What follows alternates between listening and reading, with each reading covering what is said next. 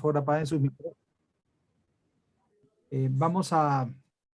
Ahorita son 14 participantes todavía, vamos a hacer una espera unos 5 minutitos, ¿de acuerdo? Para poder empezar.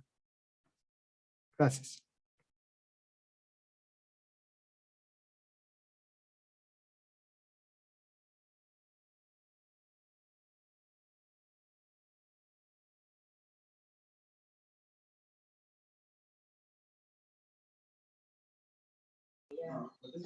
No puedes, no. No puedes. Del día de hoy. Ok, vamos a ver, el tema que nos convoca hoy día es compliance y buenas prácticas en el mercado asegurador. Es un poco lo que vamos a revisar ahora. Voy a ocultar esta barra porque creo que si no van a ver una barra ahí media rara. Y voy a también ocultar mi cámara digamos, para que haya una claridad en el tema. Bien, bueno, mi nombre es Ramón Velasco Stoll, ¿no? Yo soy ejecutivo senior con experiencia en diversos sectores industriales. Soy oficial de Marina en situación de retiro, con posgrados en Ingeniería Naval en la Universidad de Sao Paulo, Brasil, y en la dirección dirección de empresas por la Universidad de Piura. Soy diplomado en Compliance y Buenas Prácticas Corporativas por la Universidad del Pacífico, así como diplomado en Gestión de Riesgos y Seguros Generales por la Asociación Peruana de Corredores de Seguros. O sea, también he estudiado en el APECOSE. Soy un profesional con más de 20 años de experiencia en cargos como director general de empresas, gestión comercial y desarrollo de negocios, gestión integrada, gestor de proyectos y operaciones, así como la gestión de riesgos y mantenimiento. Soy docente en Compliance y Gobierno Corporativo, auditor líder ISO 37001-2016 por PSB Canadá, en sistemas de gestión antisoborno, implementador del sistema de gestión antisoborno ISO 37001-2016 y modelos de prevención de la ley 30424, modelo de prevención. También formo parte del staff de auditores de SGS del Perú para modelos de prevención EXI, ley 30424, y trabajo con empresarios por integridad, con IPAE y programas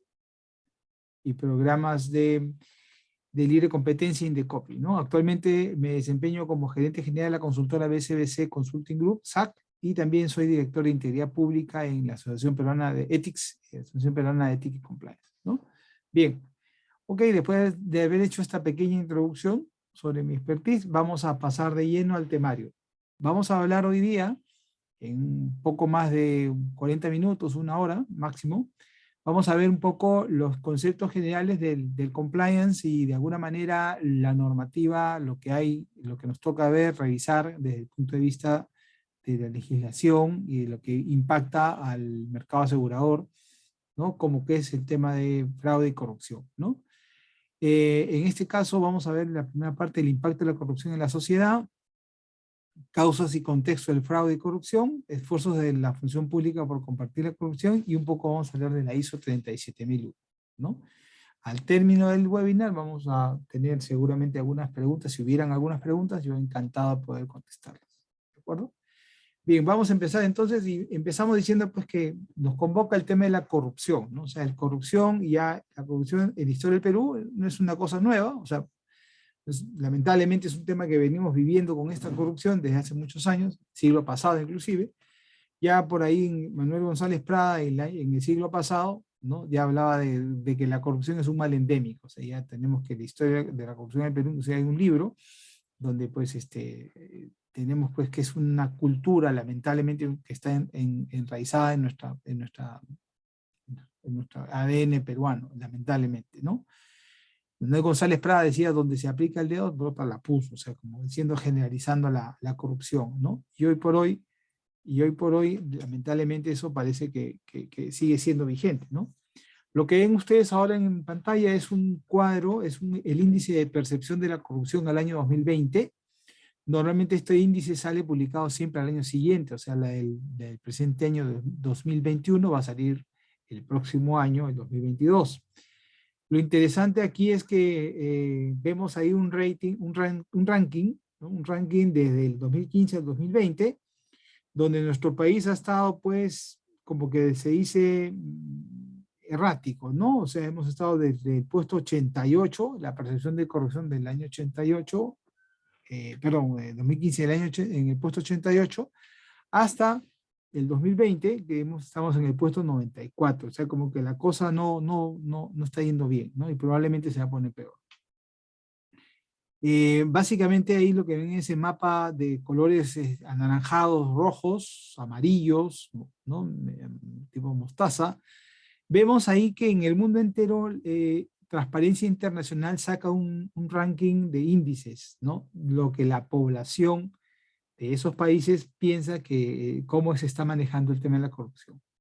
Y aquí lo que estamos viendo entonces es que en Latinoamérica, digamos, los países más corruptos, vemos a Venezuela, por ahí está Paraguay, ¿no? Porque son colores ya que están muy vino tinto, muy rojo, ¿no?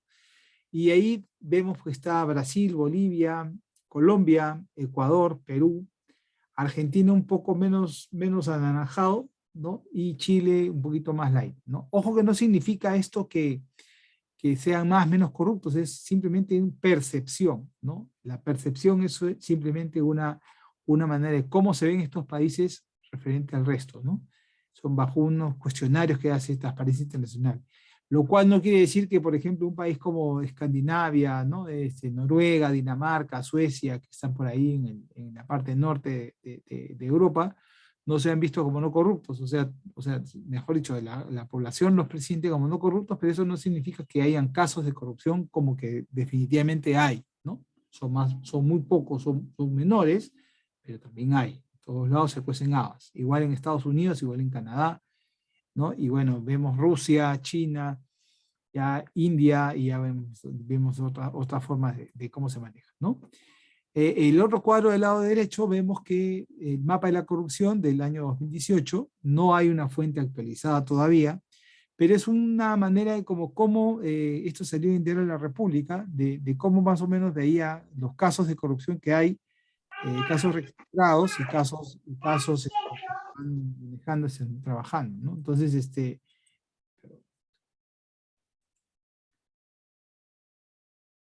y cómo van los casos que se están trabajando, o sea, digamos, cómo va la evolución de la corrupción por departamentos, ¿no? En el año 2018. ¿Y de qué estamos hablando cuando se trata de corrupción? Nada más y nada menos que es el uso del poder. El uso del poder, cuando hablamos de corrupción hay que tener en cuenta que corrupción va alineado más al tema digamos, entre un privado y un funcionario público, entre el gobierno. Por lo tanto, cuando hablamos de corrupción, estamos hablando entonces que hay una autoridad, hay alguien que tiene esa autoridad, el poder político, el poder algo, un regulador, etcétera, etcétera, y que tiene poder de decisión y entonces usa ese poder para un beneficio propio. De ya la definición de corrupción es eso, fraude y corrupción, ¿no? Fraude normalmente se llama fraude cuando no hay cuando no está metido el Estado y son dos privados. Entonces, en la verdad, el sinónimo es igual corrupción, ¿no? Pero se le llama fraude y cuando es corrupción es porque está vinculado a alguien del Estado. Entonces, el concepto general es básicamente el uso del poder para un beneficio particular, un beneficio propio, ¿no? Entonces, ese es el problema, ¿no? Y las formas, las maneras de cómo yo obtengo esa ventaja a través del uso del poder puede ser indistinta, ¿no? Puedo pedir un soborno, puedo extorsionar, o sea, digamos, si yo soy el que tengo el poder, o sea, yo puedo extorsionar a una entidad, a una organización para hacer que en caso no me das, yo te aplico la ley, o te aplico la sanción, o te aplico tal cosa, ¿no? Te busco la sin razón y te aplico. Entonces, eso es lo que hay, ¿no? Venta de influencias, tráfico de influencias también es lo que hay a través de yo te hago un favor en función a lo que tú me das, ¿no? Nepotismo, fraude, tráfico de dinero, defalco en general, de eso se trata cuando hablamos de corrupción. Bueno, y lamentablemente hace un par de años la Contraloría dijo pues que la corrupción era yendo el 2% del PBI, yo creo que ya subió un poco más con el tema de la pandemia, no, pero la cosa era que más o menos 10.000 millones de soles eran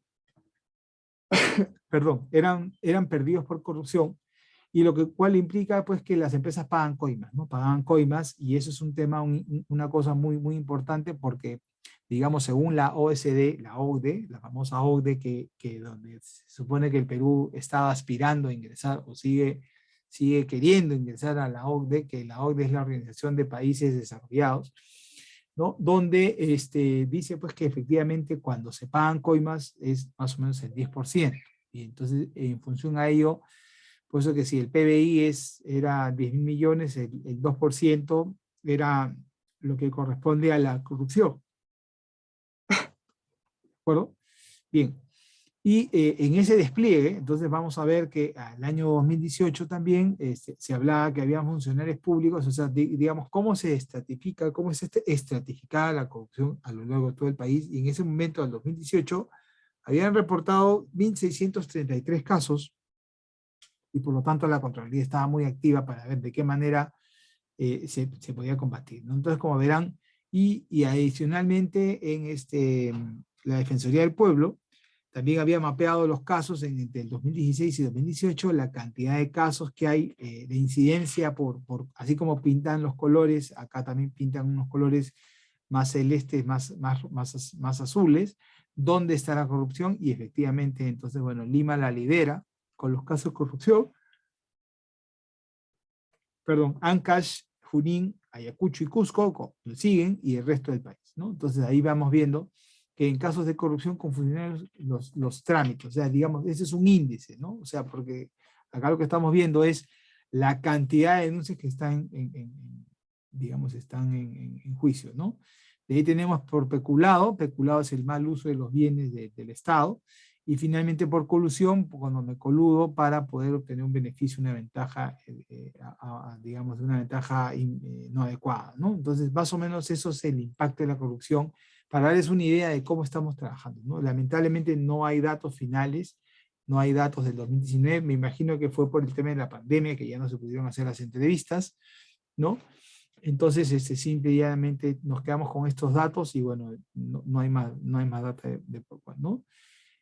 Bueno, y actualmente también, bueno, decía que hay 23.000 funcionarios hasta el 2017 procesados por corrupción, ¿no? O sea, digamos, lo cual es lamentable, ¿no? Entonces ahí vamos dando una pintura, una mirada de cuál es la situación, cuál es el contexto que estamos nosotros atravesando. Y a todo esto, la cereza del pastel, pues vemos que sabemos todos lo que fue Odebrecht y las implicancias que hubo. Odebrecht fue un caso que sale a la luz, ¿no? Por una investigación en los Estados Unidos de la famosa SEC, de la Secretaría la SEC, que es la SMB, digamos, el par de la SMB en el Perú, o sea, la Security Exchange Joint Commission, ¿no? La Comisión de Seguridad de Mercado de Valores de los Estados Unidos, que hizo una investigación, la famosa SEC, hizo una investigación digamos, a temas, cómo se vinculan, porque en los Estados Unidos, el mercado de la bolsa de valores en Nueva York cuida mucho, digamos, el mercado de valores. O sea, vale decir, ¿qué significa esto?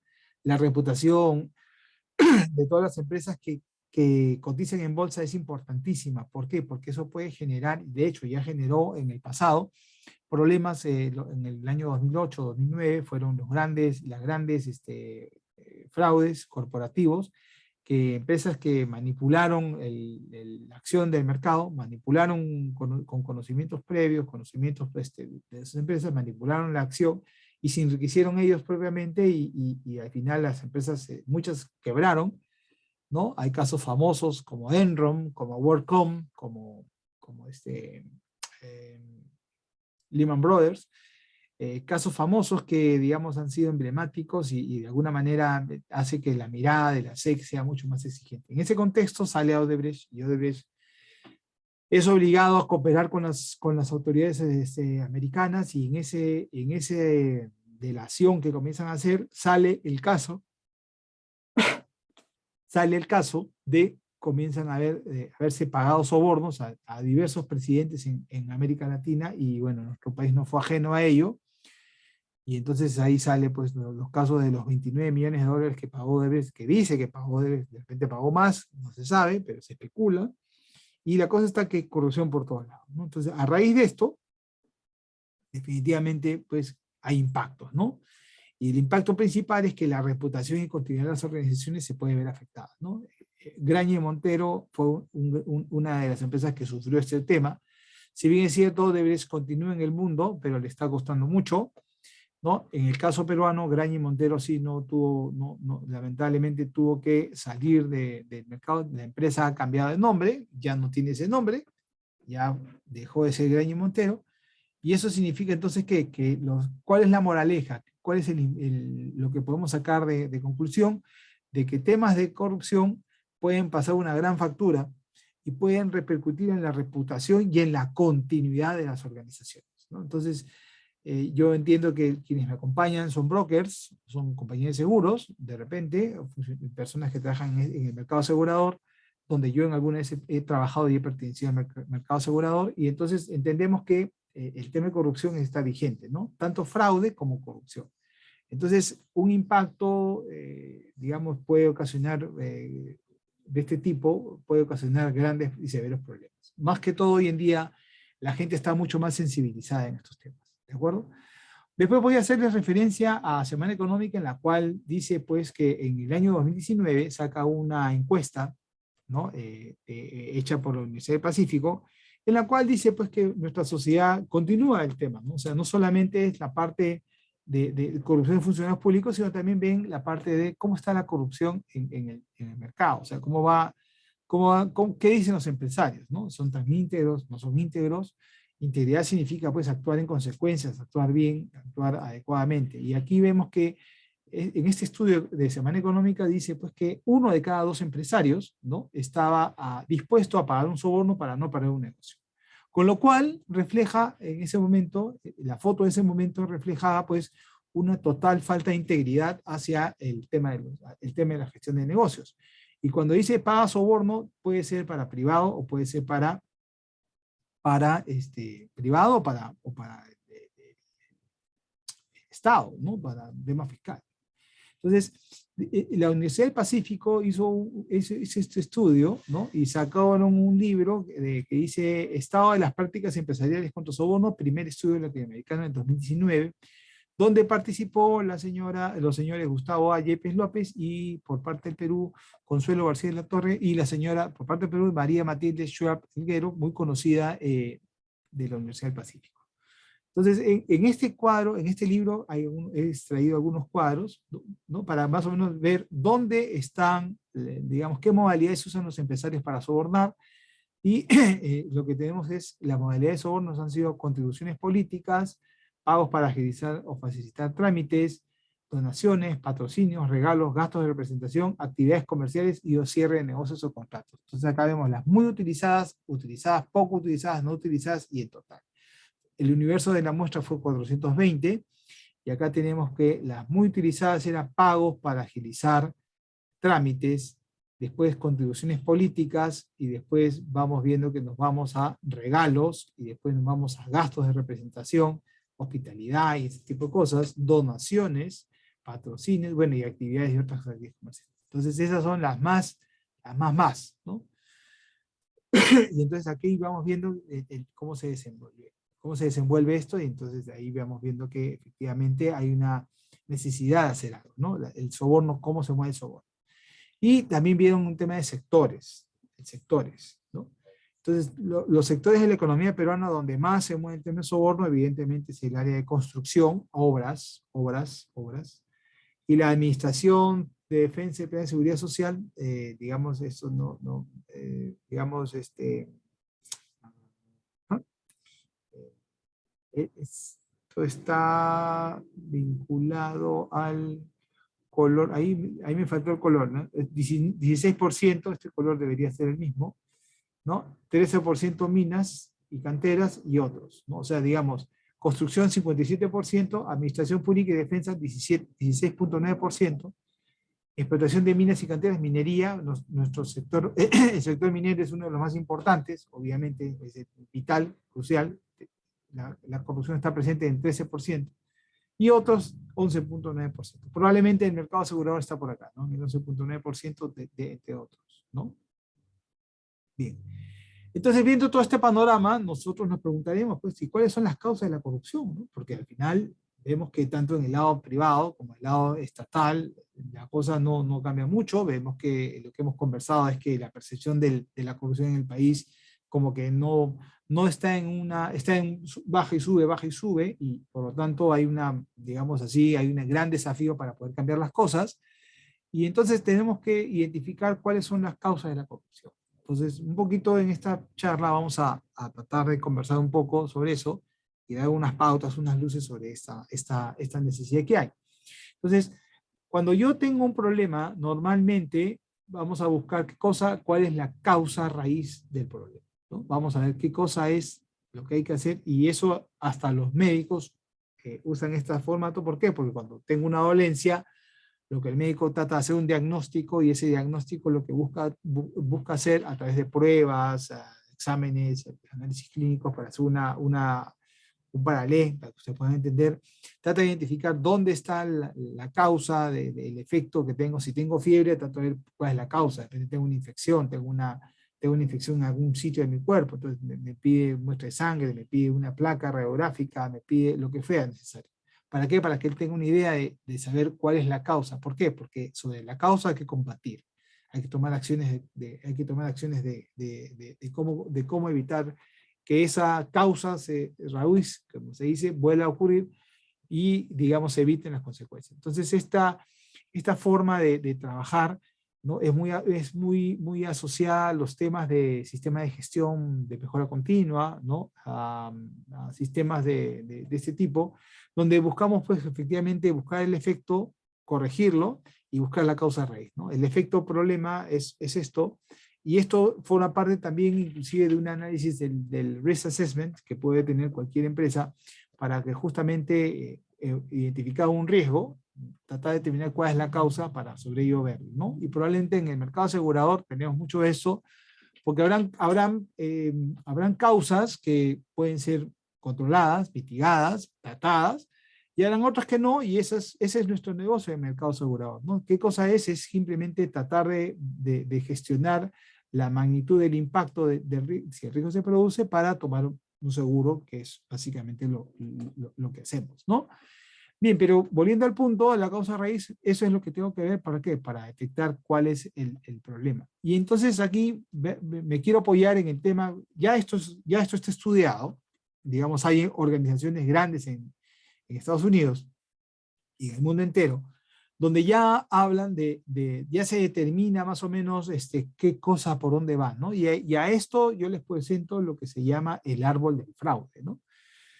¿Por qué el árbol del fraude? Porque es una denominación efectuada por la ACFE, ¿no? La Asociación de Certificadores de Fraude, ¿no? Examinadores de fraude de Estados Unidos, que ya definió que cuando se produce un fraude, entendamos fraude, corrupción, ¿no? Algo que está mal, ¿no? Va por tres líneas. Va a ir por la línea de la corrupción propiamente dicha. Yo les he dicho en las láminas anteriores que la corrupción va vinculada a temas del Estado, interrelación con el Estado, corrupción. La parte de apropiación indebida de activos, y finalmente el fraude de estado financiero. Entonces, la corrupción es cuando se presenta el fraude, se presenta en esas tres ramas, ¿no? No voy a detallar el tema porque esto es mucho más amplio, es más denso este tema, pero solamente decirles que existe, pues, el ACFE, ¿no? Y también hay otras organizaciones, el AICPA y el IIA, que también acá en Perú está presente el IIA, como parte de el Instituto de Auditores Internos, que son como que las contralorías pequeñas que tiene cada empresa privada para verificar que, justamente como parte del sistema de control interno que tiene una organización, para evitar justamente que ocurra el fraude. Lo que le preocupa a la organización es el fraude, la corrupción, el fraude, que le roben a la organización, ¿no? O sea, ya muchas empresas dejaron de ser empresas familiares, y por lo tanto, cuando es una empresa familiar, la empresa familiar, pues el dueño, el propietario, el owner, es el que cuida a la empresa. Pero cuando la empresa comienza a crecer, ya comienza a abrirse, a expandirse, comienzan a delegarse funciones, y empieza a entrar otra gente externa, y empieza a entrar gente que realmente viene a trabajar a la empresa, y esa es la vida, ese es, digamos, el normal crecimiento de toda empresa. Aquí lo que vale la pena rescatar es, vean ustedes las definiciones que hay de ACFE, AICPA, que es la Asociación de Contadores Públicos de Estados Unidos americana, ¿no? Que todos ellos dicen más o menos lo mismo, ¿no? Que el fraude, ¿no? El propósito del fraude es una persona que quiere burlar los controles para a través de un uso inapropiado sustraer recursos activos de la empresa, ¿no? O sea, buscan tener una situación no realista, ¿no? Presentar inversiones, falsedades para poder apropiarse de dinero, ¿no? Y por lo tanto, siempre es tratar de obtener dinero de una forma ilícita y aprovechando su posición, aprovechándose de donde está y su tema de poder. Entonces, básicamente, ese es el fraude, ¿no? Y tiene varias formas de cómo actuar. Entonces, decimos que el fraude es un fenómeno económico, social, organizacional, aplicado a la contabilidad de finanzas, y consiste en cualquier acto u omisión de naturaleza dolosa y, por tanto, de mala fe, negligencia grave, ¿no? Además, este fraude y corrupción se encuentra en todo lado, en todas las esferas empresariales, y puede afectar, sin importar el tamaño, a grandes, medianas, pequeñas, chicas, no discrimina y tampoco es incluyente. Es incluyente.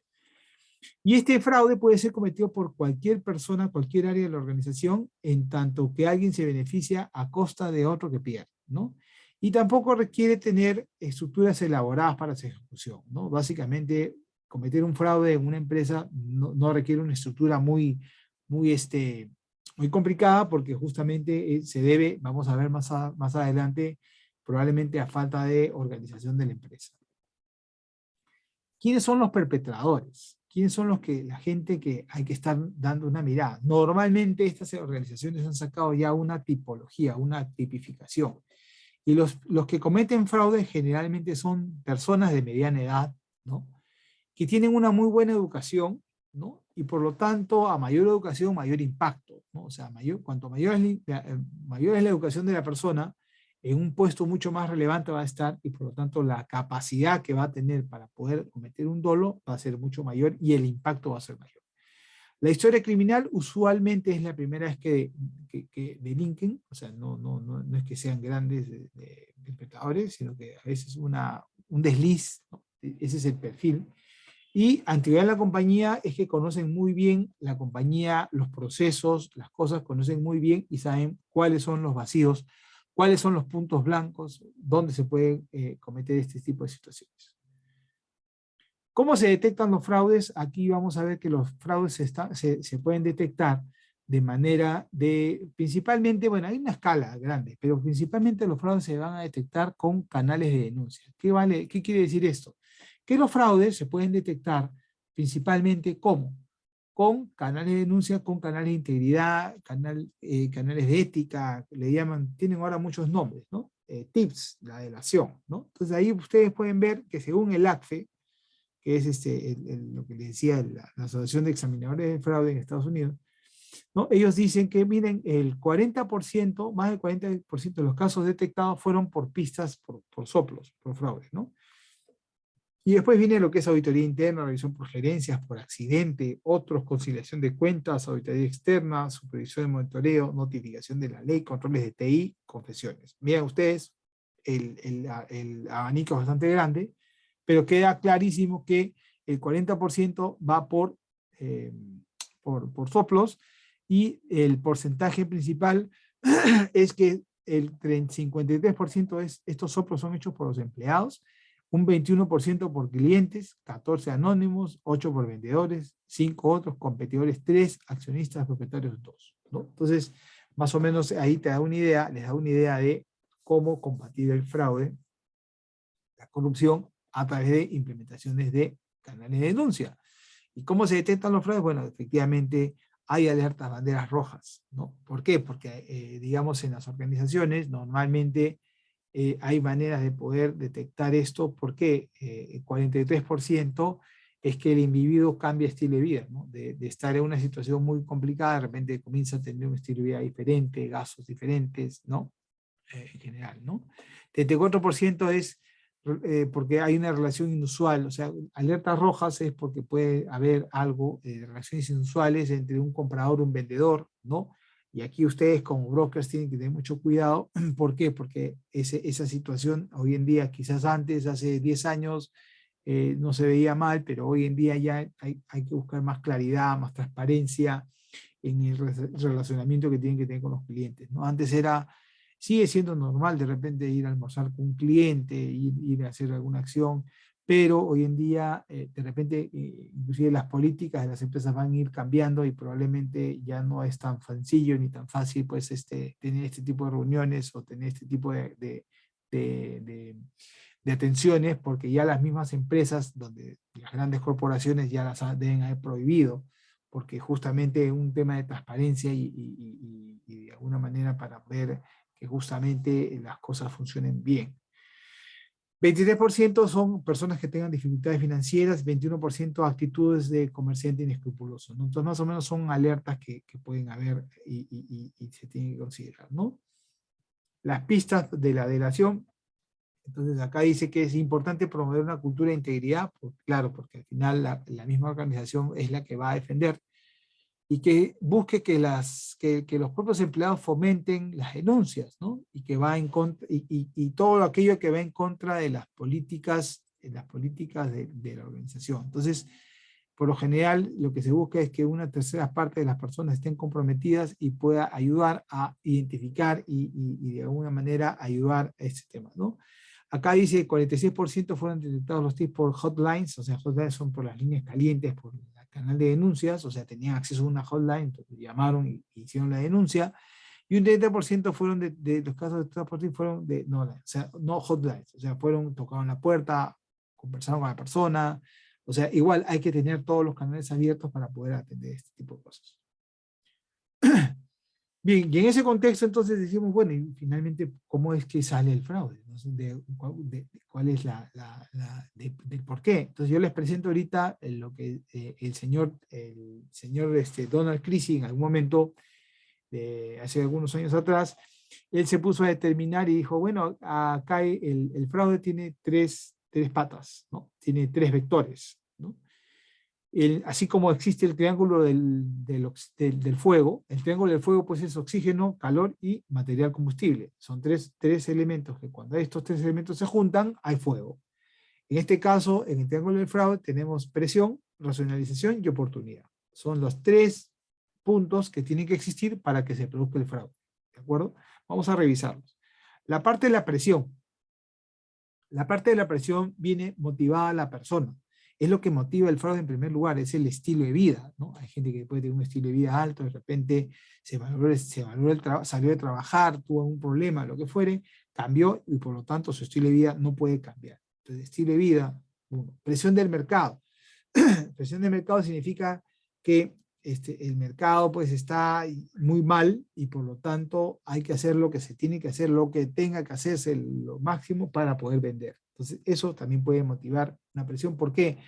Porque además si yo soy vendedor y gano comisiones y no hay venta, entonces esto de qué manera vendo, de qué manera me las arreglo, ¿no? Y también cuidando mi trabajo, porque de repente no vendo, entonces no vendo y ¿qué hago acá? Chao. Entonces también es presión, ¿no? Expectativa de ganancias en la medida que lo que alguna persona pueda pensar qué cosa es lo que quiere ganar fácil, rápido y fácil.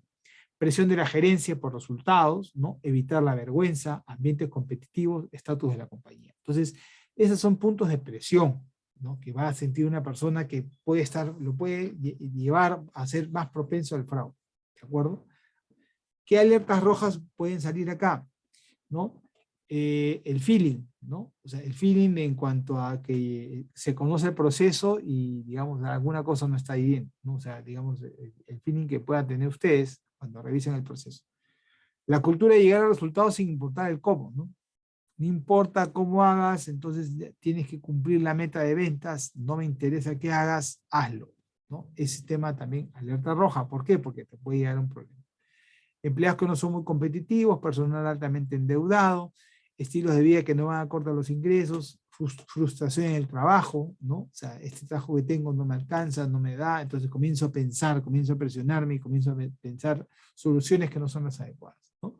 Resentimiento con sus superiores también es una posibilidad. El otro punto era la oportunidad, ¿no? Decimos que el primero era la fuente que alimenta el fuego, la presión. Este acá es el combustible que mantiene el fuego vivo, ¿no? La oportunidad. Simplemente, ¿qué cosa es la oportunidad? Falta de controles. Se los define así. La oportunidad puede darse el caso cuando no hayan controles. Entonces, si no hay controles, existe la posibilidad de que alguien vaya y me pueda robar. Entonces, puede ser o bien tiene que eludir controles, son controles débiles, o sencillamente voy para adelante y consigo lo que necesito hacer. Alertas rojas acá, las red flags, ¿no? Las banderas rojas, son por ejemplo control interno inadecuado, demasiado amiguismo con los proveedores, gestión deficiente o excesiva rotación, no tomar vacaciones ni días de descanso médico, esos son personas que están enclaustradas, conocen el sistema y no quieren salir, ¿no? Ineficaz o sin auditoría interna, no hay rotación de las áreas de trabajo, procedimientos que no se entienden o siempre de modo de crisis, o sea, siempre estamos viendo cómo se puede hacer las cosas, grandes cantidades de dinero en efectivo humano, expertise de determinados dominios, y los empleados tienen el poder de influir en funciones clave y conectar todas las funciones con un proveedor. Entonces esos son los indispensables, también son un problema. Y la última patita es el oxígeno que mantiene el fuego ardiendo, que es la racionalización. Entonces, ¿por qué? Porque ya tengo presión, tengo oportunidad, y la racionalización, ¿qué cosa es? Es decir, no, todo está bien, no pasa nada, nadie me va a ver, nadie se va a dar cuenta, ¿no? O en todo caso justificándolo, ¿no? Yo me lo merezco, ¿no? La típica es yo me lo merezco, esto no pasa nada, ¿no? Entonces es simplemente lo que hay, ¿no? Entonces declaraciones comunes de racionalización, ¿no? Me lo merezco, me lo deben. Solo estoy pidiendo prestado el dinero, ¿no? Después, o sea, saco plata de la caja chica, me la llevo y después ya solamente son esto nomás, ya después lo repongo. No, no. Todos lo hacen, yo no lo hago. Todos lo hacen, yo no lo hago, pero si no lo hago yo, otro lo va a hacer, mejor lo hago. No estoy lastimando a nadie, ¿no? La gente es, digamos, dice, no, no pasa nada. Y justamente en algún momento hemos escuchado este tipo de justificaciones recientemente en algunas autoridades, ¿no? No lastima a nadie, no pasa nada, ¿no? No es un asunto serio, no es realmente un asunto serio, ¿no? Estoy haciendo esto por una buena causa y finalmente a la empresa esto que me voy a robar no le hace ni cosquillas. Entonces, son temas de justificación que tienen que ser revisados, ¿de acuerdo? Y entonces, para terminar con el fraude, ¿qué tengo que hacer? Eliminar una de estas cosas, o sea, una de estas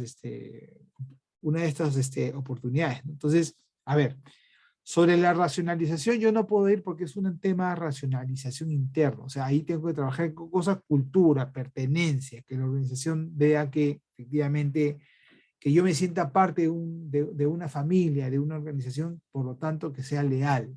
Entonces, ahí es donde yo podría, de alguna manera, hacer, pero no es tan fácil. Y requiere tiempo, y forma parte de unas políticas en general. La parte de la presión, ¿qué sería? La parte de la presión sería entonces de qué manera puede evitar la presión, pero eso también va bien, muy relativo, porque yo no podría tomar muchas acciones al respecto, porque la presión puede venir de fuera, de la casa, entonces es bien difícil poder tomar acciones sobre la presión. Y finalmente sobre la oportunidad. La oportunidad sí hay espacio. ¿Por qué? Porque hemos dicho que son falta de controles. Y si no hay control, entonces hay una exposición al riesgo, por lo tanto, lo que se busca entonces es que se trate de mirar, implementar controles eficientes y efectivos, ¿no? De eso se trata. También hay una variación al triángulo del fraude, en la cual ya habíamos visto oportunidad, incentivos y racionalización, y hay un rombo, le ponen un diamante acá, en la cual es la capacidad. ¿La capacidad de quién? Del perpetrador. O sea, según David T. Wolf y Donna R. Emerson, dice, el triángulo se vuelve diamante. ¿Por qué? Porque yo tengo que considerar también un aspecto importante, que la capacidad de la persona para poder hacerlo. O sea, falta esa parte, ¿no? O sea, puede tener incentivo, puede tener la racionalización, la oportunidad, pero además de eso faltaría que tenga esa capacidad para cometer ese delito, cometer el fraude. ¿De acuerdo? Entonces, eso es importante. Y esto, ojo, que no estoy pensando en las grandes empresas, ¿no? Sino después estamos pensando, por ejemplo, en el negocio que a veces se hace a la venta y compra de seguros, ¿no? Entonces, ojo, hay que tener mucho cuidado, ¿no? Hay otro tema, un libro de Fraud, Auditing and Forensic Accounting, que es un libro de Bologna, Lewis and Wells, que habla sobre justamente que el tema de la cultura organizacional en las empresas, en la cual ellos definen, esta persona define que en una empresa tenemos 20% de personas que te van a robar. O sea, digamos, 20% científicamente comprobado, o sea, 20% de personas en una organización que te van a robar. Están esperando ahí el momento y te van a robar. Hay un 20% que es honesto. 20% que es honesto, que esos nunca te van a robar. Esas personas son íntegras. Nunca van a robar. Lo preocupante es que hay un 60% que está en término medio, ¿no? Ni crudo ni cocido, ¿no? Ni crudo ni quemado, ¿no? Entonces, ¿qué significa? Que este 60% va a estar atento a la falta de controles. Entonces, si no hay un buen control, ese 60% se va a volver del lado rojo, del lado oscuro. O si hay un buen criterio, ese 60% se va a volver ¿de qué? Del lado, ¿sí? Del lado de, exactamente, del lado de los honestos. ¿De acuerdo? Entonces, eso es importante. ¿De acuerdo? Bien. Depende de ello. Ok. Entonces, ¿qué más? Bueno, técnicas de seguimiento de prevención y fuera de la corrupción. Claro, entonces aquí, justamente acá vamos a ver cómo se puede mirar esto, ¿no? Entonces, por ejemplo, ¿cómo hacemos para prevenir esto? Entonces, normalmente las empresas tienen que comenzar a idear, digamos, sistemas de control, que pueden ser, por ejemplo, en la selección y reclutación del personal, hacer la debida diligencia del caso, selección y conocimiento del cliente, ¿no? Que sencillamente puede ocurrir que puede haber eh, ¿cómo se dice? Conocer al cliente, con quién voy a hacer negocios, ¿no? O sea, a ver, el primer punto es selección y reclutación del personal, está clarísimo. Yo con quién contrato, a quién voy a contratar, voy a ver pues antecedentes penales, antecedentes policiales, nivel cultural, voy a pasar pruebas, etcétera, etcétera, pruebas, para ver cómo está el perfil de la persona y si es una persona adecuada, lo meto en mi organización. Selección y conocimiento del cliente significa que yo voy a tener que seleccionar con qué cliente voy a trabajar, ¿no? Con quién voy a hacer negocios, debida diligencia del cliente, ¿no? Porque a veces de repente me pueden usar. Yo sé que los brokers hoy en día están muy atentos con el tema de lavado de activos y financiamiento del terrorismo, entonces por lo tanto esa debida diligencia sí la entienden claramente. ¿Por qué? Porque hay que estar atentos a la mirada de qué, de con quién voy a hacer negocios, quién es el cliente, quién es el beneficiario final. Igualito pasa con el fraude, tengo que ver con quién voy a hacer negocios. Capacitación y sensibilización contra el fraude y corrupción es un poco lo que estamos haciendo. Hay que hacer capacitación, campañas, decir cuáles son las alertas. Usen el canal de denuncias. Probablemente la organización va a implementar un canal de denuncias, que lo use, que llame a tips, que vea qué se puede hacer, y ese es importante. Otro punto es informar al cliente qué es lo que tenemos, a mi cliente, qué cosas, cuáles son mis políticas, cuáles son mis elementos para poder combatir el fraude, la corrupción, ¿no? Mi canal de denuncia generalmente. Firma de compromisos y políticas también es importante, adecuado. Firma de compromisos y políticas significa a qué cosa estamos sujetos, o sea, a qué cosa la empresa que yo voy a contratar, un proveedor, ¿no? Que asuma mis documentos, mi integridad, ¿no? Evitar conflictos, eliminar y evitar conflictos de intereses, evidentemente hay que estar atentos a ellos. ¿Por qué? Para evitar justamente problemas y rechazos. El conflicto de intereses es algo, por ejemplo, yo no puedo contratar a la empresa de mi hermano, ¿no? ¿Por qué? Porque a todas luces es un conflicto de interés. Yo estoy interesado en darle trabajo a mi hermano. Yo estoy interesado en que mi hermano trabaje. Eso no implica que mi hermano no pueda trabajar en mi compañía. Yo lo que tendría que hacer sencillamente es inhibirme, es decir, ¿saben qué? Que otro haga el proceso de selección, es mi hermano, yo me inhibo, no quiero saber nada del proceso, y si mi hermano pasa, en buena hora, y trabajará con nosotros, con la compañía. Pero si no, definitivamente no es así. Entonces son temas que hoy en día, que antes quizás no había mucho esquema, pero hoy en día ya toman importancia, ¿no? Segregación de funciones, o sea, una persona no puede concentrar funciones, tiene que segregarse, tiene que haber aprobaciones de 1, 2, 3 niveles, ¿no? También para evitar justamente lo que son falta de controles. Niveles de autorización es un poco igual, similar a lo mismo. Y tener actividades de control son auditorías, ¿no? Hacer auditorías, inspecciones inopinadas, cada cierto tiempo, para que justamente son actividades de control de lo demás. Adicionalmente, controles de acceso físico, control de acceso de usuarios de TIs, alertas de fraude, ¿no? Para poder determinar que cuando hay una alerta de fraude, comunicarlo, ver qué es lo que ha pasado para hacer las investigaciones.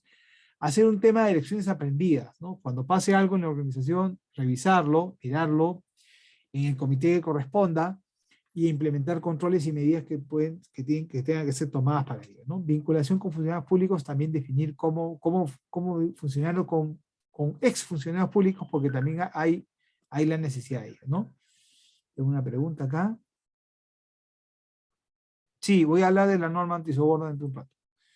Pago de facilitaciones, efectivamente, también, contribuciones políticas y políticas de regalos y entretenimiento, ¿no? Esto es lo que, digamos, son los controles que se pueden ir haciendo.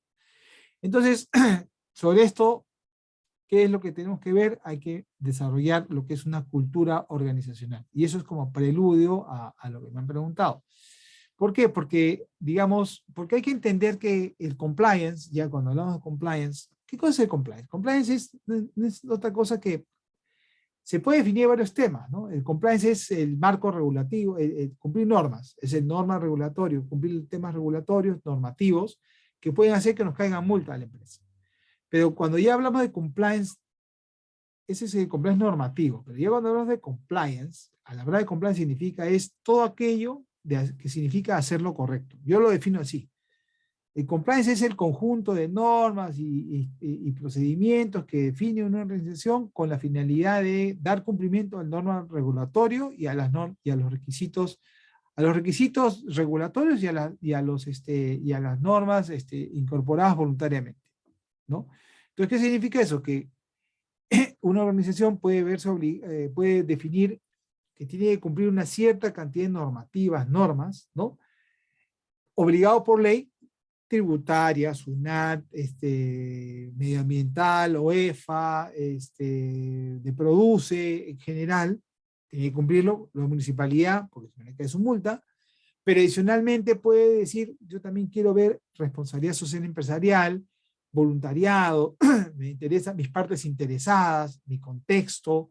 Entonces, decide incorporar otras cosas más de forma voluntaria y en general todo lo que tiene es un tema de cumplimiento.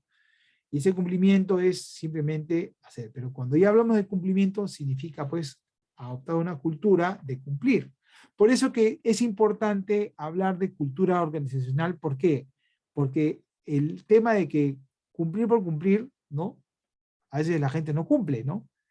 Veamos ustedes, por ejemplo, no sé si todos son católicos de nombre o católicos, o católicos, voy a poner ejemplos, ¿no? ¿Por qué digo ejemplos? Porque existen pues los 10 mandamientos, 10 mandamientos de cumplimiento, ¿no?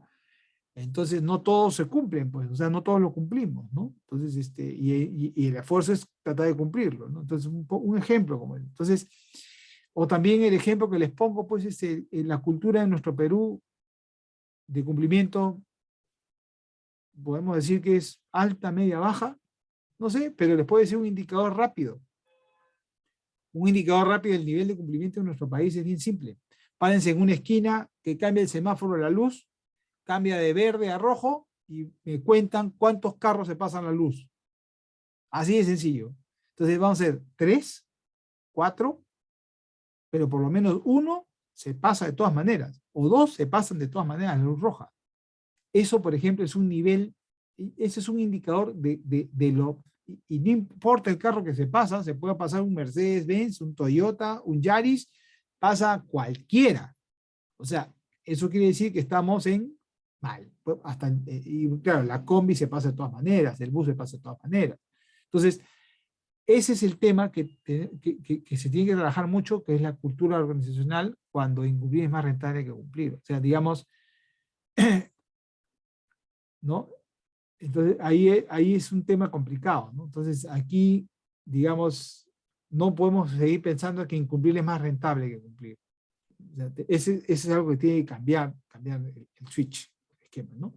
Hay que mirar como qué haríamos si fuéramos invisibles, ¿no? O sea, ¿cómo actuarías tú si fueras invisible? ¿Actuarías igual? Esa es la gran pregunta. Si fueras invisible, ¿cómo actuarías? ¿Igual o diferente?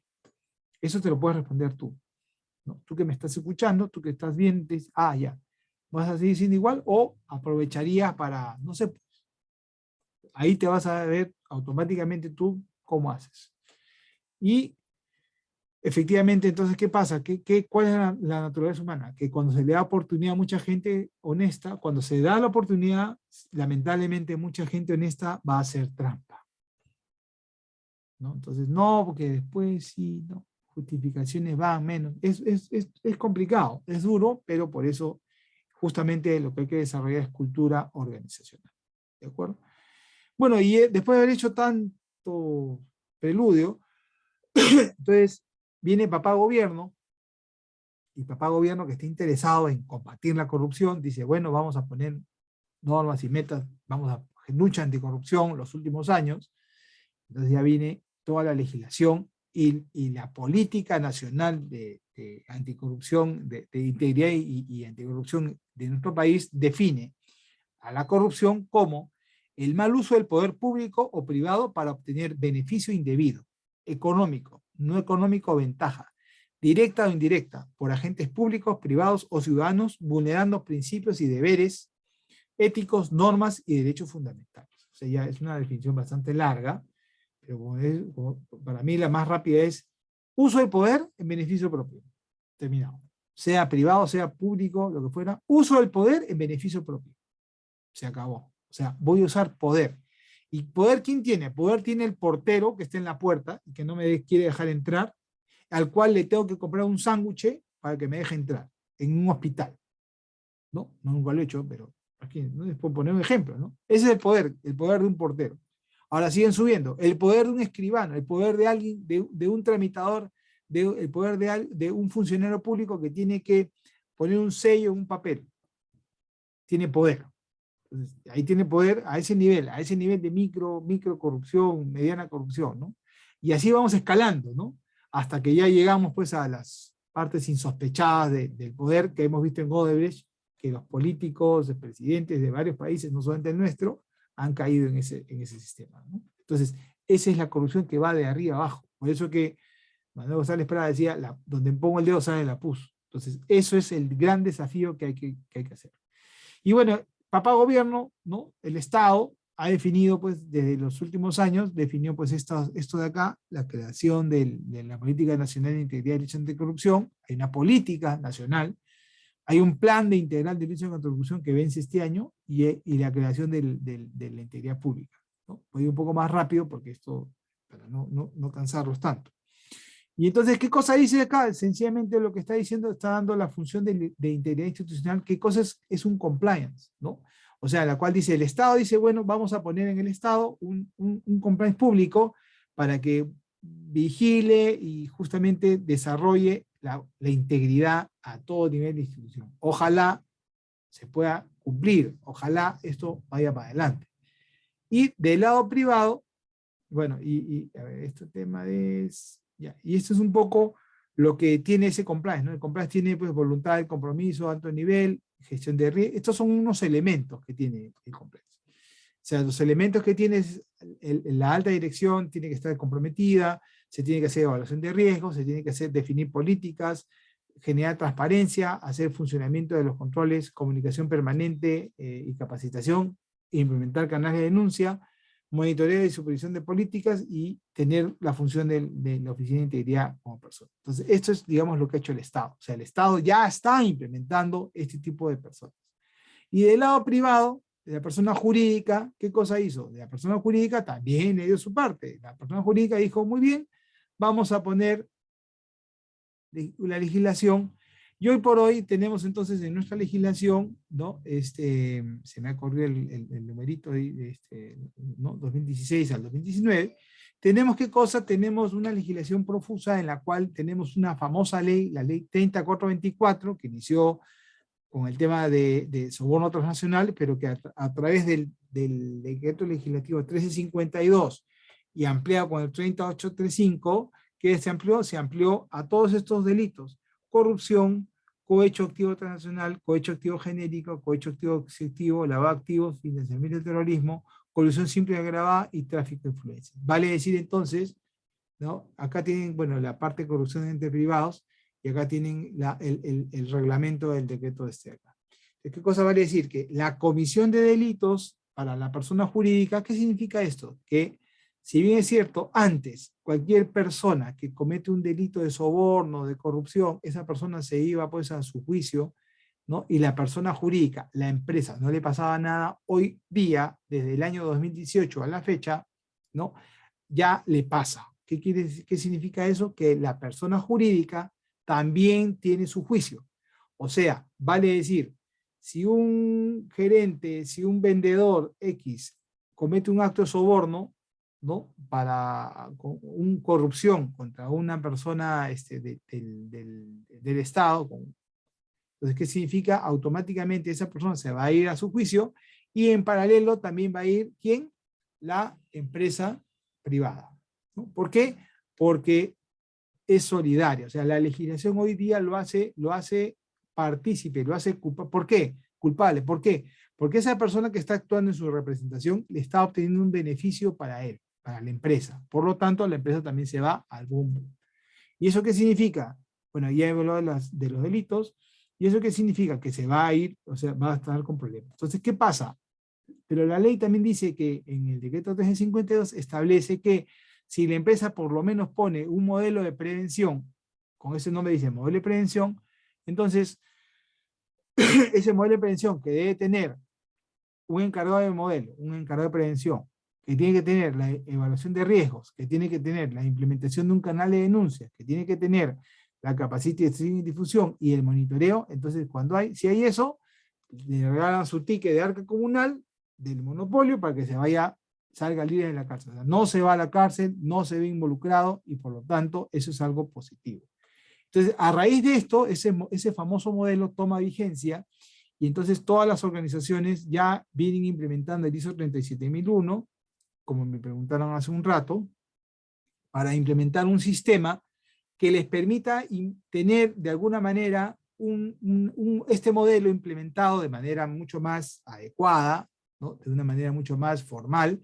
¿Para qué? Para evitar justamente estas sanciones, ¿no? Que son multas, prohibiciones, inhabilitaciones, suspensión, clausura, disolución, que son todas la gama digamos, de sanciones que enfrenta la empresa, ¿no? Además de la persona que resulte que se va preso, ¿no? Pero a la empresa le pasa esto, ¿no? Y entonces, y las sanciones pueden llegar a ser hasta 1.700 UITs.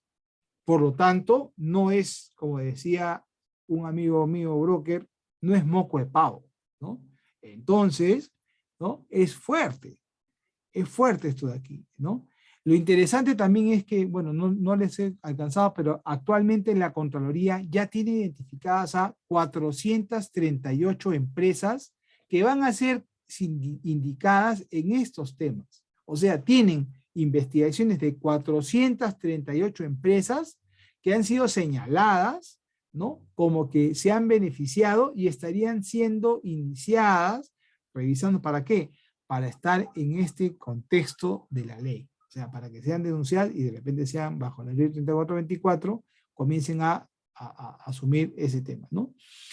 Bueno, y acá están los delitos en años de cárcel para los que cometen el tarifario, no sé si es el tarifario de los delitos, ¿no? Tienes hasta 6 años hasta 25 años, bueno, financiar el terrorismo 25 años, pero colusión agravada 15 años, tráfico de influencias 8 años y cohecho, soborno hasta 8 años, ¿no? Entonces la cosa no va bien. Ahora, ese modelo, claro, no es cuestión de decir tengo el modelo y ya. Ese modelo tiene una particularidad que la SMB tiene que revisarlo y tiene que pronunciarse que efectivamente ese modelo haya sido bien implementado y esté funcionando. Entonces, por ese motivo, y ese informe que da la SMB a requerimiento de un perito, de un fiscal, perdón, a requerimiento de un fiscal, ese informe que va a hacer la SMB va a tener valor de peritaje institucional, y por lo tanto será en ellos que dirán el modelo está bien implementado o no sirve, y entonces ahí verá qué sigue el juicio, qué causa se decide el juicio, ¿no? La SMB ha publicado una relación digamos, de alguna manera, unos lineamientos que les pueden ayudar a continuar o seguir este tema para ver si va o no va, ¿no? Y ahí viene la ISO 37001, en la cual establece el sistema de gestión de soborno, ¿no? Que con lo mismo que hay. Y, digamos, la ISO 9001, pues tiene, se las presento acá, tiene varias partes, ¿no? Tiene la parte de contexto, tiene la parte de liderazgo, tiene el elemento de planificación, ¿no? Que estos tres de aquí vemos que la parte de contexto, ¿no? Va alineado ¿qué? A la evaluación de riesgos. Y la parte de planificación es a las acciones para tratar los riesgos y tener objetivos y una planificación adecuada de cómo voy a tratar estos riesgos. Entonces, aquí está, digamos, toda la parte de planeamiento, planificación y planeamiento, y después viene la parte de apoyo de la ISO, que son los recursos humanos, formación, competencia, comunicación, parte de la ISO, y acá viene la parte de los controles. La operación de los controles, control y seguimiento, ¿para qué? Para evitar que los riesgos de soborno que se han identificado sean de alguna manera controlados. Y finalmente se hace la evaluación de desempeño, que son las famosas auditorías, para verificar si es que hay brechas en la implementación del modelo, y si hubieran, les aplica la mejora continua. Esta es la ISO 37001, contada así, rapidito, potente, ¿no? Lo que es, ¿no? ¿De acuerdo? Esto es. Y ya finalmente, y bueno, y cuando comparamos la ley 3424 con la ISO 37001, bueno, vemos que efectivamente la ISO 37001 está abocada netamente al tema de antisoborno, y la ley 3424, decreto ley 352 y su reglamento, lo que habla es que tiene más delitos. Ahora, no es problema, porque muchas veces, muchas empresas lo que están haciendo es, están implementando la ISO 37001, yo hago de hecho algunas implementaciones en la ISO 37001 a varias empresas, en la cual estamos implementándolo, y de alguna manera ya estamos también llevando el modelo de la 3424, ¿no? De tal manera que lo contemple, ¿de acuerdo? O sea, va a contemplar ambos aspectos, ¿no? En este caso, los delitos son estos, ¿no? La 37001 solamente habla de soborno, ¿no? Y está, bueno, y es un poco lo que se quiere, ¿no? Entonces, por lo menos en la parte de construcción, y la ley, perdón, sí, y la ley lo que dice es, la ley me exige construcción del perfil de riesgos, tipo de riesgos, la ley lo requiere.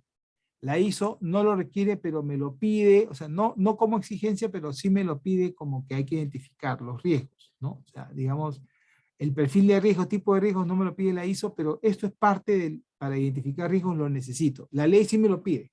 La ley me exige que lo demuestre cómo lo hago, ¿no? Entonces, pero en general, para yo poder identificar riesgos, tengo que tener esa construcción, ¿no? Y evaluar los riesgos, definir los riesgos, y de ahí considerar cuáles son los controles que voy a darle eficacia y idoneidad. Eso está puesto en la legislación, ¿de acuerdo? Está puesto de qué manera voy a implementar, de qué manera voy a evaluar, de qué manera voy a hacer el risk assessment, ¿ya? Haciendo lo que ustedes ven, ¿no? O sea, en el mercado asegurador nosotros hemos visto siempre que el riesgo es igual a probabilidad por impacto, ¿de acuerdo? Probabilidad por impacto es el valor de riesgo en cuanto a tema monetario, pérdida monetaria, la PML, famoso PML, no pérdida máxima posible, ¿no? Y además de eso, esa es la mirada del sector de riesgo. Pero cuando vemos este tema de riesgo, ¿qué cosa es riesgo? La ISO, estos sistemas que definen como riesgo. Riesgo es la incertidumbre en la consecución de los objetivos.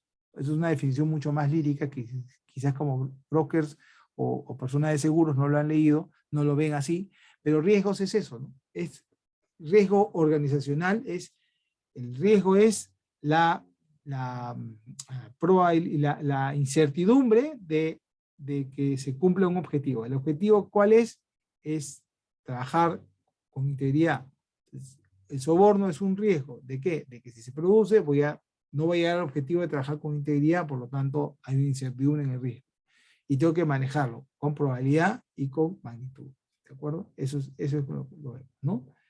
Y bueno, ahí tengo otras cosas más que la ley me pide que hay que poner controles financieros, y la ISO 37 si lo requiere, ¿no? Controles no financieros, igual, no requiere que se proteja entidad de ofertas, precios sensibles, lo dice la legislación, no lo requiere, pero la ISO sí me lo pide. Entonces, básicamente es eso lo que hay, ¿no?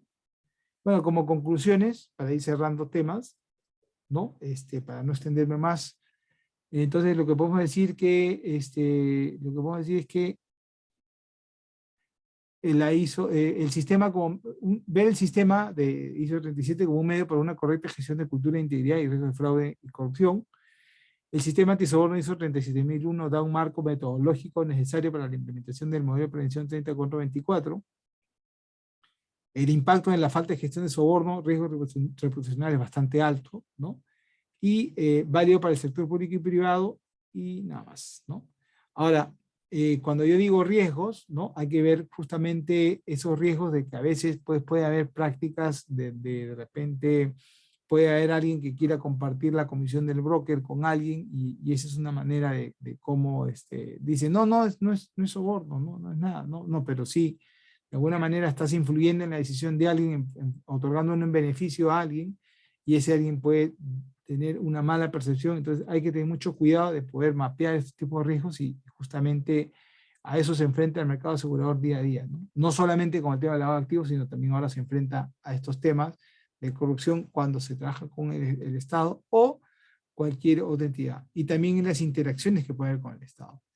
No solamente en el momento de hacer negocios, sino también en las fiscalizaciones, en la fiscalización, en las revisiones, en la actuación con las municipalidades, etcétera, etcétera. Bien, hasta aquí es la presentación. No sé si tienen alguna pregunta. Con todo gusto.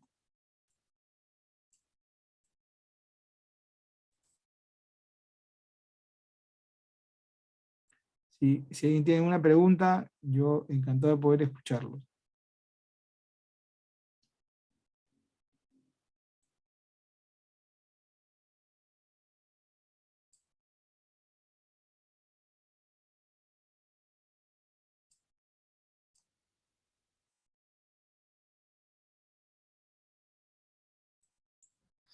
Buenas noches, excelente exposición. Nosotros como corredores seguros pues tenemos que cumplir con la normativa de la UIF con respecto al conocimiento del cliente, ¿no? No sé si para ello hay unos formatos de levantamiento de información, ¿no? En la que pues el cliente nos debe proporcionar sus datos personales o datos de la empresa, accionistas, pero a veces pudieran, digamos, no hacernos llegar esa información, ¿no? No sé con qué herramientas, con qué herramientas contamos nosotros como para poder, pues, llegar a detectar, digamos, si algún cliente o una persona, pues, está inmerso en lo que es lavado de activos, como para tomar las precauciones del caso. Es una pregunta, ¿me haces una pregunta?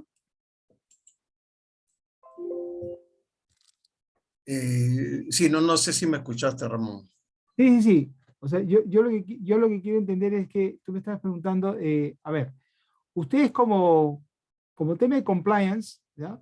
Como tema de compliance, efectivamente ustedes tienen que ver como organizaciones, tienen que ver varias partes, ¿no? O sea, la parte de corrupción es una, y ya como brokers y como actividad regulada por la SBS, por la UIF, la Unidad de Inteligencia Financiera, sí, pues se tienen que hacer la debida diligencia de sus clientes, ¿no? Uh-huh. No, entiendo que en la SBS, en la página de la SBS existen algunos modelos, algunos formatos que ustedes pueden evidenciar, o sea, pueden controlar. Pero más allá de ello, digamos el formato, o sea, lo que es más que todo sentido común. En mi opinión personal, la UIF ha implementado este sistema como que yo les he mostrado hoy día en la presentación, de que, digamos, el canal de denuncias es una herramienta muy potente como para poder detectar justamente actividades que deban ser investigadas. Y yo creo que la UIF de alguna manera hace lo mismo con todo digamos, con todas las partes interesadas, vamos a decir así, con todos los organismos de que tiene que ejercer control, porque si se dan cuenta, no solamente es el sector de seguros y brokers, sino también son las constructoras inmobiliarias, notarios, una gama o sea, es una gran lista, son como 33 sectores más 16 acotados, ¿no? Entonces es una gran lista donde toda la actividad económica está permanente, hasta los que venden autos, los que venden autos, los que venden cultivos, todo. Obras de arte, las joyerías, los casinos, o sea, todo está regulado de tal manera que puedan dar la alerta ante cualquier sospecha de una operación, de una sospecha de algo, ¿no? Mi recomendación en este sentido es que tienen que conocer al cliente, o sea, hay información en la página de la SBS que les da algunas pautas, está puesto inclusive lineamientos, modelos de manuales de implementar la UIF, y es eso, ¿no? Ahora, de cara a lo que he conversado hoy día de tema de compliance, bueno, estamos hablando de también, conoce a tu cliente, quién es tu cliente, digamos,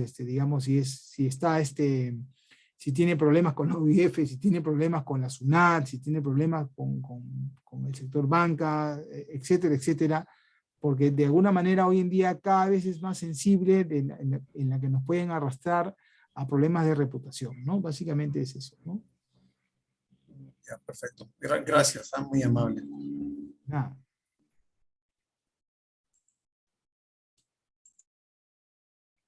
Bueno, no sé si alguien tiene otra pregunta.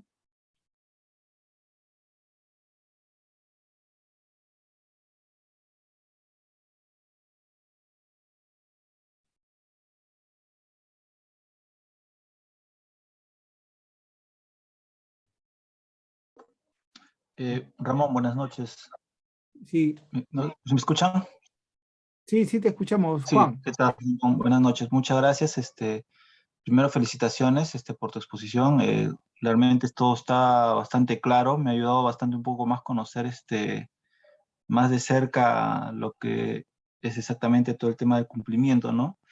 Quería preguntarte sobre, en una de tus láminas habías hablado sobre la segmentación de funciones, me parece que fue, Sí. que estaba dentro del triángulo, ¿no?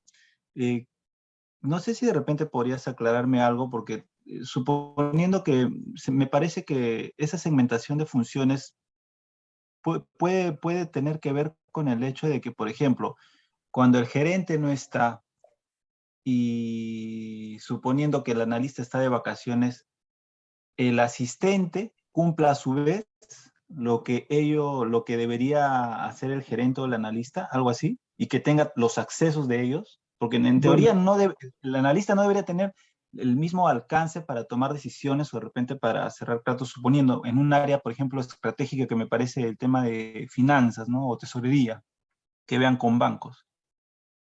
no, ¿Va por ahí, más o menos? sí, va por ahí. O sea, digamos, la segmentación de funciones significa que no puede haber una persona que concentre todo. Porque lo que estamos diciendo, al ser una persona que concentra todo, ¿qué ocurre? No hay control. El problema, como les decía, ¿no? El tema del triángulo del fraude es, acuérdense, ¿no? Que es el tema de la presión, es el tema de la racionalización y la oportunidad. Entonces, si tú a una persona le estás dando toda la concentración de todo el poder, digamos, de abrir, o sea, le estás dando todos los accesos, entonces de alguna manera ya le estás dando la oportunidad. Entonces, ya tiene la oportunidad, ya goza de confianza, de repente no lo va a hacer en el momento uno, o sea, de repente le dan a esa persona, le dan los accesos una vez, dos veces, tres veces, ¿no? Hasta que de repente en la quinta vez ya pues pasa lo que nadie quiere, ¿no? O sea, digamos, porque va haciendo, de repente la misma persona también dice, ah, mira, tengo todos los accesos, confían en mí, y de repente pues, viene la parte de la presión y la racionalización, ¿no? Dice, yo merezco más, o qué sé yo, o no se van a dar cuenta, o hago este esquema y me doy cuenta que puedo hacer esto y lo hago. Entonces, cuando hablamos de segmentación de funciones, justamente lo que es justamente abrir. Normalmente en todas las empresas, no solamente en las empresas públicas, sino en las empresas privadas, normalmente la aprobación, por ponerles un ejemplo, ¿no? Un cheque lo firman dos personas, un acceso, los clics de un RP, generalmente a veces hay el que pide el requerimiento, hay el que aprueba el primer requerimiento, hay el que aprueba digamos, la cotización de compra, el que aprueba la compra y el que aprueba o sea, de repente hay cinco aprobaciones. oye, qué lento, qué lento que están las cosas, debe ser más rápido. Sí, pues, pero es lento, pero tiene una secuencia para justamente haya una trazabilidad y una manera de que no vaya a ir de frente digamos, se beneficie el dolo o haya riesgos de que ocurra algo mayor. Entonces, esa es la idea de la segmentación. Evidentemente, cada organización es un mundo, y por eso es que cuando la ISO te hablaba de analizar contexto, ese es el contexto que a veces tenemos que revisar, cuál es el contexto, en dónde se desenvuelve la empresa, cómo hace sus cosas, cómo está organizada. ¿No? De repente ahí hay que hacer una reingeniería, un reproceso, ¿no? Entonces, básicamente es eso. Muchas gracias.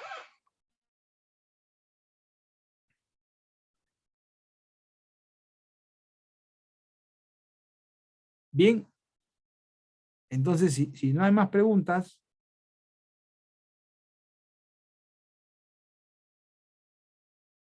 entonces perfecto. Si no hay más preguntas, entonces yo les agradezco mucho su participación, ¿no? Me ha gustado, ha habido buena participación de interesados. Espero que hayan podido atender digamos, la charla, ¿no? Y bueno, nada, si tienen alguna necesidad, algún tema, algo más que hablar, yo encantado de poder darles soporte. Les voy a dejar mi número de teléfono por chat, ¿no? Si quieren contactarme, me pueden contactar a ese teléfono, ¿no? Y mi correo electrónico también, cualquier cosa que necesiten, yo estoy llano a poder atenderlos. Y nada, ahí estamos para ayudarlos y espero verlos pronto, de repente ahí en la escuela. Muchas gracias por todos y buenas noches.